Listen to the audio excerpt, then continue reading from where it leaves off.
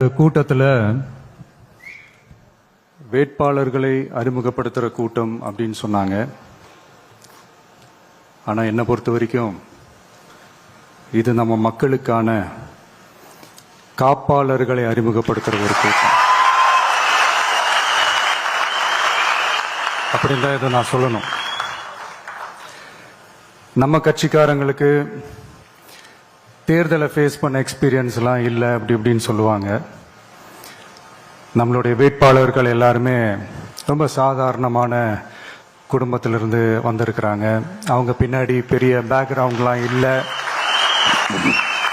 அப்படி இப்படின்னு சொல்லுவாங்க. நான் அவங்க எல்லாருக்கும் ஒன்று சொல்கிறேன், ஒரு எம்எல்ஏனா எப்படி இருக்கணும்னு நான் சொல்கிறேன். ஒரு எம்எல்ஏன்றது சும்மா அனுபவத்தை வச்சுக்கிட்டு கொள்ளை அடிக்கிறவங்களெல்லாம் இருக்கக்கூடாது. சும்மா அனுபவத்தை வச்சுக்கிட்டு சட்ட விரோதமா கல்குவாரியில ஈடுபடுறவங்களெல்லாம் இருக்கக்கூடாது.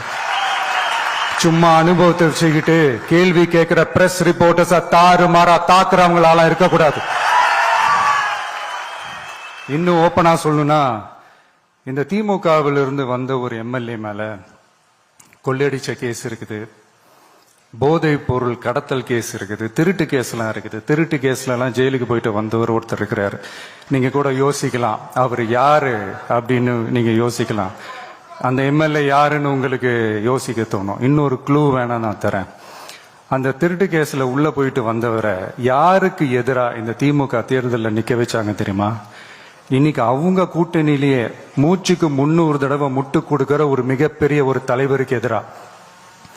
அந்த தலைவரை தோக்கடிக்கணும்னு தான் 1996 அவருக்கு ஆப்போசிட்டா இந்த எம்எல்ஏவை நிக்க வச்சாங்க. மரியாதை நிமித்தமா அந்த தலைவர் பேருங்க நான் சொல்ல வேணாம்னு நினைக்கிறேன். ஸோ இப்படியெல்லாம் இருக்கிறாங்க எம்எல்ஏஸ், நான் லிஸ்ட் போட்டு சொன்ன மாதிரி. ஆனா எம்எல்ஏஸ்னா சும்மா இல்லை, ஒரு தொகுதிக்கான அந்த மக்களுக்கான எல்லை காப்பாளர்கள். அப்படி இருக்கணும். களத்துல மக்களோட மக்களா நிக்கிற மாதிரி ஆளுங்களை தான் நான் செலக்ட் பண்ணியிருக்கிறேன். நான் எல்லா இடத்துலையும் எல்லா நேரத்திலையும் ஒரே நேரத்தில் நான் போய் நிக்க முடியாது இல்லையா? அதனால என் சார்பா என்னோட பிரதிநிதிகளா நானே பார்த்து என்னுடைய வேட்பாளர்களை செலக்ட் பண்ணியிருக்கிறேன்.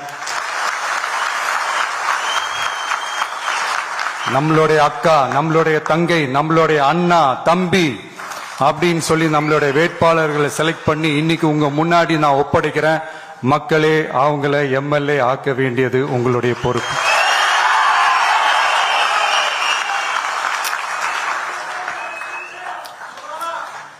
கட்சி ஆரம்பிச்சு கிட்டத்தட்ட ஒரு 3 வருஷத்துக்கு மேல ஆச்சு. இன்னமும் ஒரு கூச்சல் சத்தம் அடங்கின மாதிரியே எனக்கு தெரியல.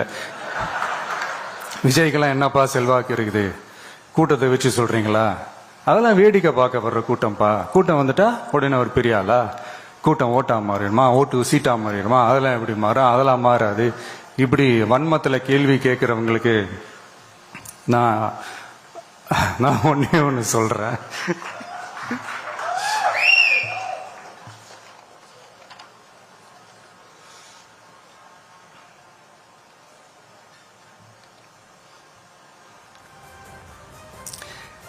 இந்த தேர்தல்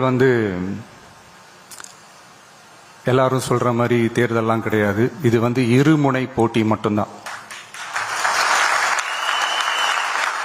மக்கள் கூட்டணியான நமக்கும் ஸ்டாலின் சார் கூட்டணிக்கும் மட்டும்தான் இந்த தேர்தல். மக்கள் கூட்டணியான நமக்கும் ஸ்டாலின் சார் கூட்டணிக்கும் மட்டும்தான் இந்த தேர்தல். அதனப்பா ஸ்டாலின் சார் கூட்டணி பேருனா மக்கள் நல கூட்டணியா? மொத்த பேக்கேஜ் அங்கதானே இருக்குது. ரிசல்ட் என்ன தெரிஞ்சதுனால என்னமோ அவர் அந்த பழைய மக்கள் நல கூட்டணியாவே மாத்திக்கிட்டாரோ என்னமோ எனக்கு தெரியல. உடஞ்ச கிளாஸ ஒட்ட வச்ச மாதிரி, கிழிஞ்ச துணியை தச்சை வச்ச மாதிரி, இது ஒரு ஒட்டு போட்ட ஒரு கூட்டணி, அவ்வளவுதான். அதனால நீங்க ஆல்ரெடி டிசைட் பண்ணி வச்சிருக்கிற மாதிரி உங்களுடைய ஓட்டை சிந்தாம செதறாம நம்மளுடைய டிவிகே வேட்பாளர்களுக்கும் நம்மளுடைய டிவிகே